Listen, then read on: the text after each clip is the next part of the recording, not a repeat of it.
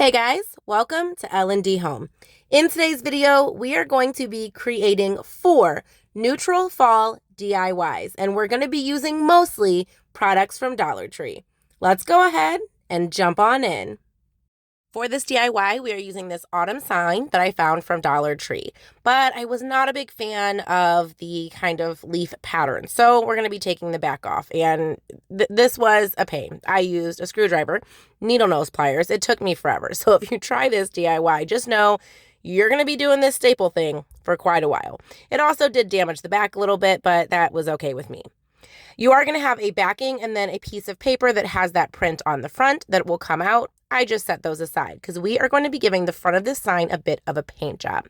I'm using a paint sample that I just have in my stash. We actually painted our living room wall this color, and I like this color because it's neutral, but it's still a color. It's not a plain like white or beige or gray, so that's why I went with this color. I'm going to discard those leaves, but I am going to use the back to trace on some of this wallpaper that I actually got from Dollar Tree. I've had this in my stash for a while. I did kind of match the color to see which one I wanted to use, and I decided this one looked really pretty with that green that I had painted the sign. A pen did not want to write on this. I would suggest using a marker. I struggled a lot to get the pen to show up on this, which I guess is good if you actually put this on your walls. You're just going to trace it, cut it out, and then you're going to stick it to your sign backing. I like to peel mine up a little bit, cut off some of the paper so that I can get it lined up, but I don't have to deal with all of the stickiness all at once, and I can make sure I get things as even as possible. And then I like to just go from there, pushing the backing down, or the wallpaper down smooth. And you're going to see that I pull out a remote. Yes, a mini remote. I had left all of my Cricut tools and everything upstairs, and I couldn't be bothered to go up there.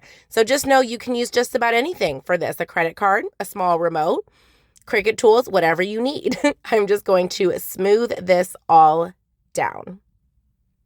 I am now ready to attach my backing back onto my sign, and this did not go according to plan. The hot glue did not want to stick to this like wallpapered material from Dollar Tree, which again, I guess is a good thing unless you're using it for crafting. So I tried to squeeze some hot glue in there, and I just felt like it wasn't holding well enough. So I decided to bust out some ribbon and just wrap the whole outside in ribbon just for some extra security. I did start at the bottom, so that would be covered up. The seam would be covered up when I laid this out. I am also going to be adding some extra greenery that I just had on hand that I just cut off and decided to add to the bottom of the sign on the inside. And when I do add my greenery and put my hot glue on, I am being very careful as to not touch it down until I get it into the spot that I actually want it to go to. Because I will tell you that the hot glue stuck to the sign part really well.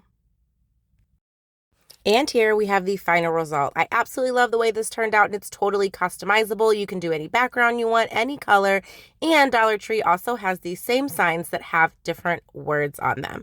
Let me know in the comments down below. What do you think of this DIY? For this DIY, I'm going to be using this frame that I already had on hand, but you can get one at Dollar Tree for $1.25, which might actually be easier than the one I am using. I'll explain why later. I took out the backing, and I'm going to be covering that with some Dollar Tree contact paper. I was going to paint it, but I decided, you know what? Let's try this contact paper. I like the contrast of the dark wood with the white frame, and I wanted to leave the frame white because it is a nice one, and I did not want to paint it. But this contact paper didn't quite go according to plan. We'll get to that in a second. When I'm using contact paper or anything like that, I like to peel back a little bit, cut off that backing so that I have just a little bit of the stickiness to work with so I can get it placed where I want it. And then I can slowly peel back the contact paper, allow the stickiness to hit my surface, and then use like an index card, a Cricut scraper, or, you know, a remote to push it down. This contact paper was not wanting to stick. I had this trouble in a previous video where I was doing some home updates. I will link that video down below if you're interested in home updates. But I had this trouble with that as well, so I had to pull in some tape to help me out a little bit here. I'm now going to be pulling in some twine. This came in a 3-pack from Dollar Tree, and I'm going to be cutting 2 pieces long enough that I can wrap it around the back of the frame because I am going to be taping it onto the back. So I just found my spot and I put 2 pieces of tape on each side, and I did that with both strings, leaving some space in between the 2 strings so I can hang something from it. I had these pre-made tags already in my stash. I had actually made them just from some envelopes and a hole punch. So I decided to use these, but they're very easy to make with any paper that you have. I'm going to be writing Hello Fall, and I'm just using a Sharpie, and I am going to go in and kind of beef up the letters a little bit. I didn't want them to look so thin, so I'm just kind of fancying them up a bit. I am going to decide that when I do go to hang these onto my frame decor piece, that the holes on the top were really bothering me. At first, I thought I was going to use string or something, and I was like, no, clothespins. Why would I use string? Let's use clothespins. But I'm going to be fixing that. So basically what I did was I took out the glass and everything, saved the glass because I might use this frame again for something else later, and I put my insert inside. And that is where I really struggled, because this frame has like that little lip where you have to fit everything into and then close it. And because it was so thick with the contact paper and the twine, it was difficult. So a Dollar Tree frame might actually be easier. This is where I decided I didn't like the look of those holes on the top, so I just cut all of those off, used one as a template, and cut the rest. And then I am just going to position my words using these little mini clothespins that are also from Dollar Tree. This one is so easy peasy, and you can put any phrase on here you would like. Hello Fall, pumpkin, whatever you like. And I just love the way this turned out. I think it is super cute. It can be customized any kind of way, and I will definitely be using this for my fall decor. Another idea is to write something different on the back so that you can go ahead and switch things out and have a different phrase as well. For our next neutral fall decor item, we are going to be using this wood decor sign from Dollar Tree. Mine came a little bit loosey-goosey. It was wobbly. So I decided to just go ahead and take the staples out, which was a pain, a giant pain, just like the other one. So I used my flathead screwdriver and my needle nose pliers and tried to get those staples out. I wanted to be able to paint the back easily because I want to keep that frame the natural color that it is, and I didn't want to get any paint on it. And plus, I mean, it was kind of falling apart on one side anyway. I decided to use that same wall color. I just really love this color. Now, this is a paint sample, so it has like a sheen to it. So I did come with some issues later when I tried to hot glue on it, that the hot glue didn't want to stick, but I just gave one coat and then set it aside and let it dry. I'm now going to be painting my puzzle pieces. I am using Waverly Plaster, but you can use whichever color you would like. You can do orange like in the inspo photo that I will pop up here in a second, or you really whatever color you like, but I like a neutral vibe. So yes, I went with a very boring off-white. I then printed out some templates and I decided to go with that middle size. Now I could have used the big one, but I was afraid I was going to take up too much space and my frame wouldn't go back on. I'm taking a pencil and I'm just putting it all over the back so that when I trace, it will leave a line. Now it's going to leave a very faint outline. So you are going to have to go over your outline with pen or marker so you can see where to place your puzzle pieces. I did not trust myself to draw a pumpkin. That's why I used a template. If you are fancy, please feel free to draw a pumpkin. I then took a dowel rod from Dollar Tree, cut it to make my stem, and I'm going to be painting it with Folk Art paint, acrylic paint, and this is the color Burnt Umber, I believe. I'm just giving it a sloppy coat and setting it aside to dry. Now I'm going to start placing my puzzle pieces. I wanted to kind of get an outline first before I glued anything down. So I'm just placing it to get a nice outline, and then I'm going to go in and I'm going to hot glue all those pieces down, do a couple layers, work on the middle, all that jazz. One tip I do want to give you: paint more puzzle pieces than you think you are going to need. I looked at this and I thought, this is a ton of pieces. I'm totally going to have enough. Nay, I did not have enough. I had to actually go back off camera, paint a few more pieces, and fill in some spots.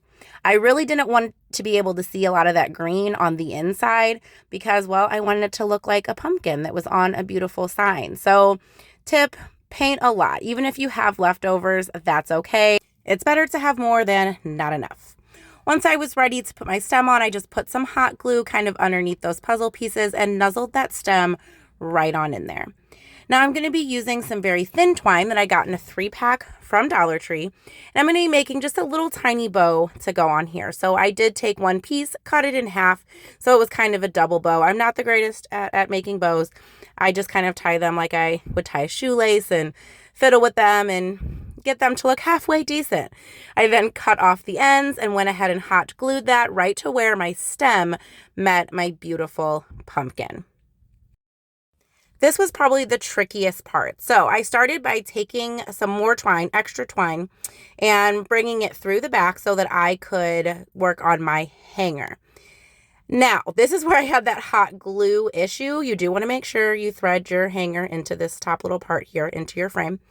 My hot glue was not wanting to stick. I had an absolute terrible time with this. I had to pull it off.